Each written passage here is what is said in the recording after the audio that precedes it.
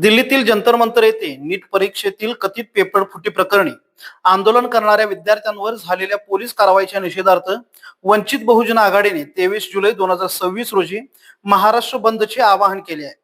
या पार्श्वभूमीवर हातकणंगले येथे वंचित बहुजन आघाडीच्या पदाधिकाऱ्यांनी हातकणंगले पोलीस ठाण्याचे पोलीस निरीक्षक यांना निवेदन सादर केले. निवेदनात शांततेच्या मार्गाने आंदोलन करणाऱ्या विद्यार्थ्यांवर झालेली पोलीस कारवाई निषेधार्ह असल्याचे नमूद करण्यात आले आहे. विद्यार्थ्यांना न्याय मिळावा, लोकशाही मूल्यांचे संरक्षण व्हावे आणि भारतीय संविधानाने नागरिकांना दिलेल्या शांततापूर्ण आंदोलनाच्या अधिकाराचा सन्मान राखला जावा अशी मागणी करण्यात आली. वंचित बहुजन आघाडीचे पक्षप्रमुख ऍडव्होकेट प्रकाश आंबेडकर यांनी दिलेल्या महाराष्ट्र बंदच्या हाकेला प्रतिसाद देत हातकणंगले तालुक्यातील पदाधिकारी आणि कार्यकर्ते बंद मध्ये सहभागी होणार असल्याचे निवेदनात स्पष्ट करण्यात आले.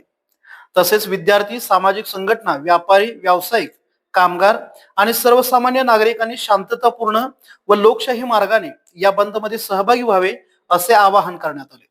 यावेळी कायदा व सुव्यवस्था अबाधित राखण्यासाठी आवश्यक पोलीस बंदोबस्त ठेवावा आणि शांततापूर्ण आंदोलनाला प्रशासनाने सहकार्य करावे अशी विनंतीही करण्यात आली. यावेळी तालुका अध्यक्ष अशफाक देसाई यांच्यासह सतीश कुर्णे, लुकस कांबळे, ऋषिकेश कटारे, शाहीर धनवडे, सारंग सोनुले, दादासू काशीद, लियाकत खतीब, अश्विन कांबळे, विनोद कांबळे, सुभाष कांबळे, अमोल जाधव, संदीप कोटावळे, सनी कांबळे, मनोज कांबळे, बापू कांबळे आणि किरण कांबळे उपस्थित होते.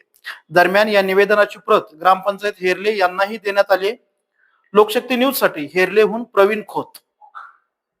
काल दिल्ली येथील जंतर मंतर मैदानावर विद्यार्थ्यांनी जे आंदोलन केलं त्या आंदोलनावर या ठिकाणी तिथल्या प्रशासनाकडून जो लाठीमार आणि लाठीचार्ज हल्ला झाला त्या हल्ल्यामध्ये अनेक विद्यार्थी या ठिकाणी गंभीर स्वरूपाचे जखमी झालेले आहेत.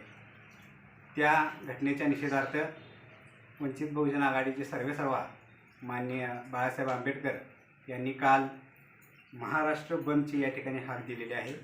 तर त्या हाकेला प्रतिसाद घालून वंचित बहुजन आघाडी हातकणंगले तालुका तसेच वंचित बहुजन आघाडी हेरले शाखा यांच्या वतीनं आम्ही हेरले गाव या ठिकाणी उद्या बंद या ठिकाणी ठेवून त्या घटनेचा निषेध करावा अशी मी या ठिकाणी आज एक निवेदन ग्रामपंचायतीला दिलेलं आहे.